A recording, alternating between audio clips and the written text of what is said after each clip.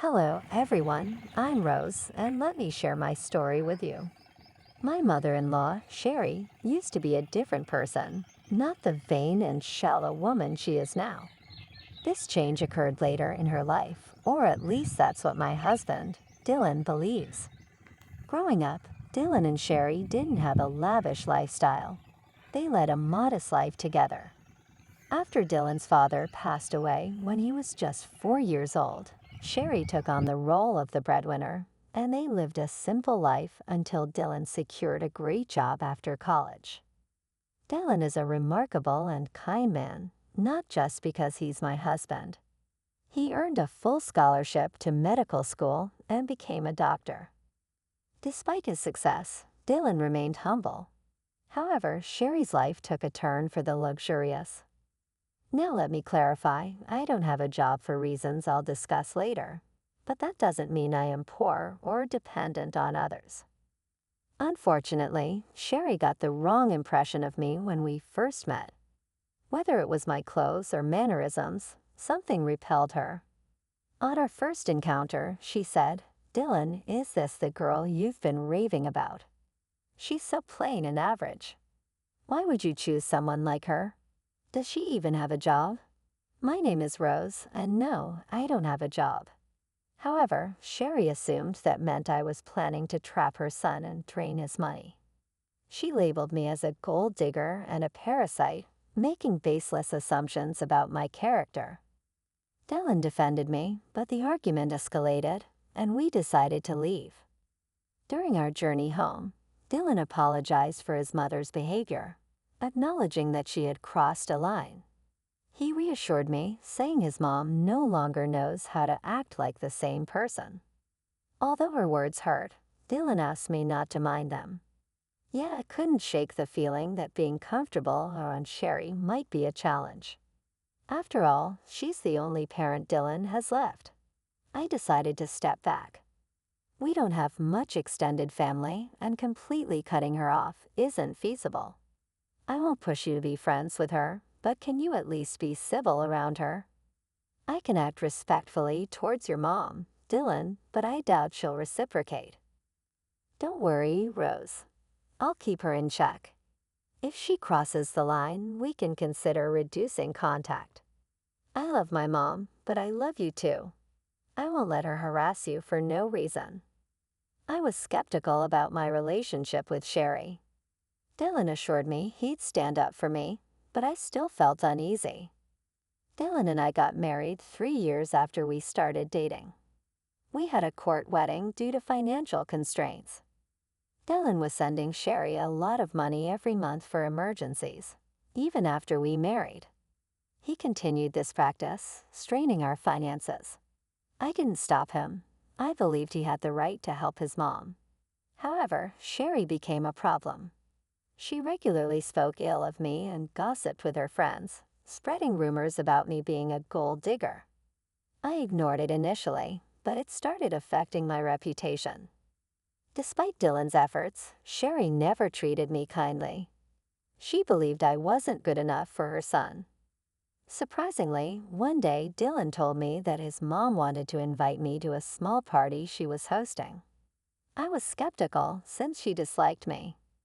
Dylan assured me that she promised to improve and wanted me there.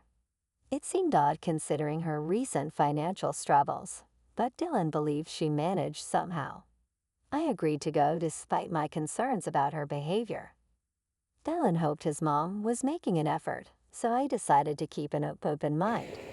I truly wanted us to mend our relationship and become friends. I had serious doubts that Sherry would ever consider being friends with me despite my willingness to be civil and make an effort for Dylan's sake. It seemed that Sherry had little regard for his happiness. Despite my skepticism, I decided to attend the party, eagerly waiting for Sherry to provide details. Sherry texted me the next day, and I assumed she was extending the invitation. However, her message took an unexpected turn. She started by mentioning the party at a 5-star hotel everyone had been raving about, promising her friends a great time. This excited her, and she planned to take 15 people. I asked if I was invited. Given Dylan's assurance, to my surprise, Sherry responded with arrogance and disdain. She made it clear that I was not invited, emphasizing the exclusivity of the event due to her wealth, family status, and the supposed classiness of her friends. I was taken aback and confused, as Dylan had genuinely believed Sherry was extending an invitation. I expressed my assumption, only to be met with Sherry's condescending remarks, stating that I wouldn't understand the intricacies of planning such an event. I decided to maintain my dignity, acknowledging her message and clarifying that I wouldn't attend if I wasn't wanted. Sherry reiterated her stance, emphasizing her class and status. While I resisted the urge to respond with anger, I was disappointed and hurt. I chose not to share this with Dylan. Instead, I patiently waited for the day of the party. Sherry, oblivious to the emotional impact of her actions, sent me a picture showcasing her and her friends in designer outfits, flaunting their status on social media. I refrained from responding, choosing to focus on my work and patiently await the unfolding of events. After about 3 hours, I received a call from my dad. And here's a confession for you all. My dad owns the hotel where Sherry was hosting her party. Sherry had no clue about this. 3 years ago, I inherited a substantial amount from my grandfather, which I invested in my dad's business. Now I receive a share of the profits from the hotel and other family-owned businesses. Despite coming from a well-off family, I prefer not to broadcast it, and that's why Sherry was unaware of my background. She also had no idea about the high cost of the five-star hotel and its restaurant. Sherry and her friends ordered without checking the menu or prices, resulting in a hefty $2,000 bill. This turn of events was the perfect opportunity for revenge. My dad called me to inform me that Sherry was at the hotel, having amassed a $2,000 bill. She was now asking for a 50% discount, claiming she was short on cash. My dad sought my advice as Sherry's party had been rude and entitled, upsetting the staff. As expected, I shared my frustration with my dad, recounting how Sherry had boasted about the party to mock me for not being invited. The irony was not lost on me, given that she couldn't even afford the party she was flaunting. My dad expressed his understanding of the situation and shared the challenges faced by his staff due to Sherry's behavior. I saw an opportunity for revenge and suggested making Sherry and her team wash the dishes, clean the entire kitchen, and mop the floor, given their insulting behavior.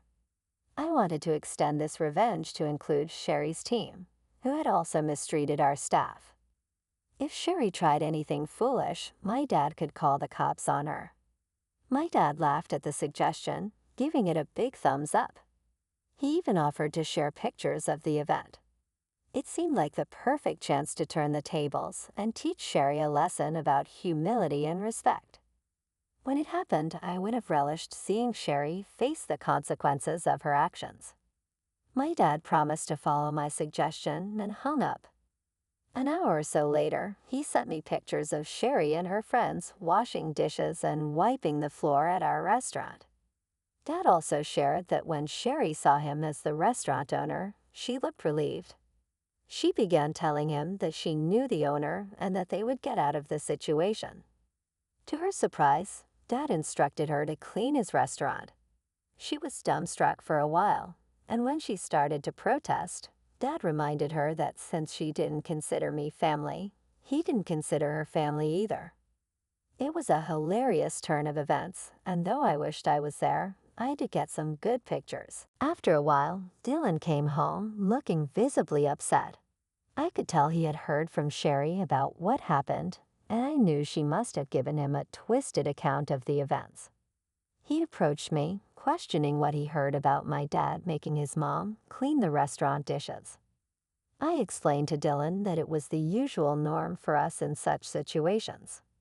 Sherry had gone to our restaurant, racked up a $2,000 bill, claimed she didn't have more than $1,000, harassed our staff, and her party had been a nightmare.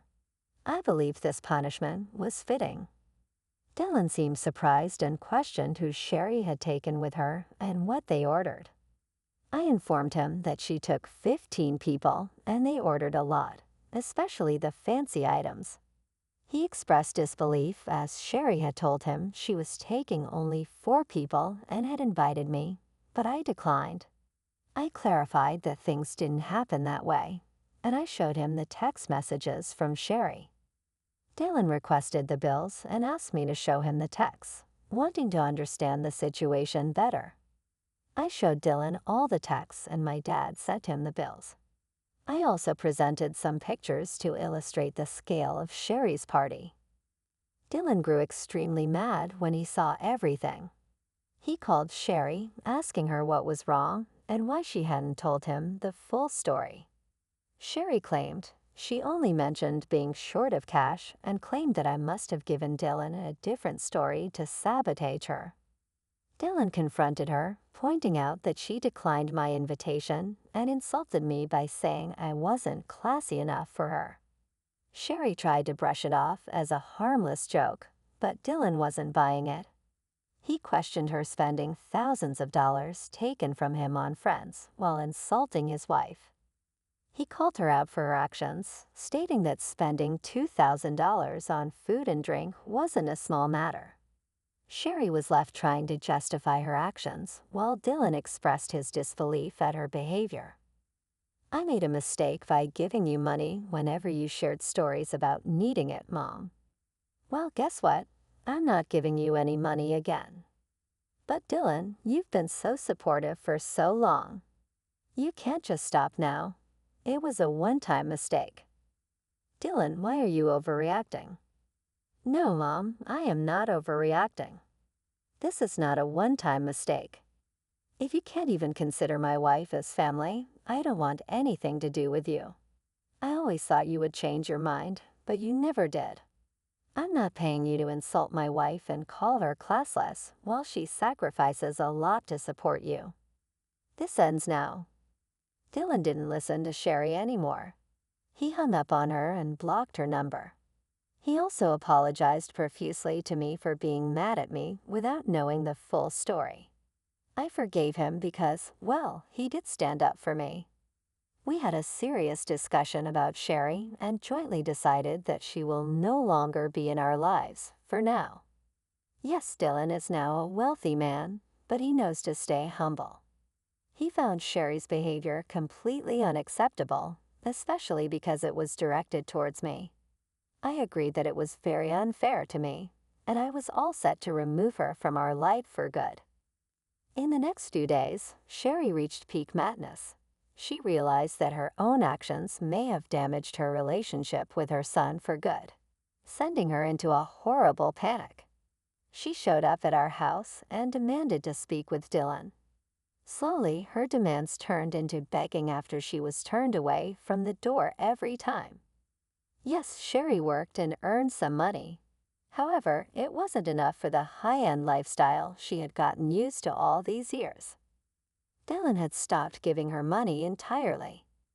Instead, he invested some of his funds into my dad's business to help him open new hotels and restaurants in the neighborhood. We do plan on expanding our hotel business to bigger cities, but we'll have to see what the future holds. Since Dylan stopped sending her funds, Sherry had to downgrade her lifestyle significantly. She was struggling to keep the rented condo with her own money and ultimately decided to end her lease. She has now shifted to a small one-bedroom apartment and doesn't have any money to spend on extras after all the bill payments. How do we know this? She emails us about it. Of course, she still downplays her behavior and acts like we are overreacting. Suffice it to say, she will be out of our lives for a while now. Just a month ago, I found out that I was pregnant. Dylan and I are overjoyed and busy planning everything before our baby comes. To be honest, I'm glad that my child won't be around shallow people like Sherry anymore.